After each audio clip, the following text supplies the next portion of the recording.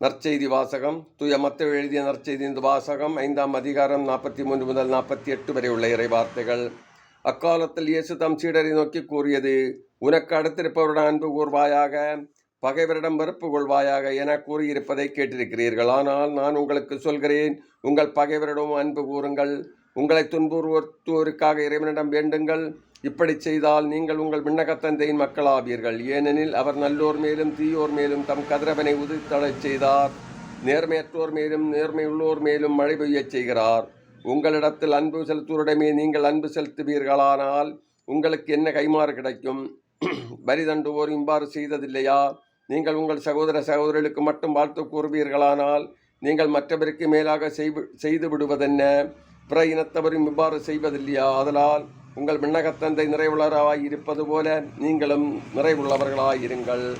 இது கிறிஸ்து வழங்கும் நற்செய்தி. கிறிஸ்துவே உமக்கு புகழ்.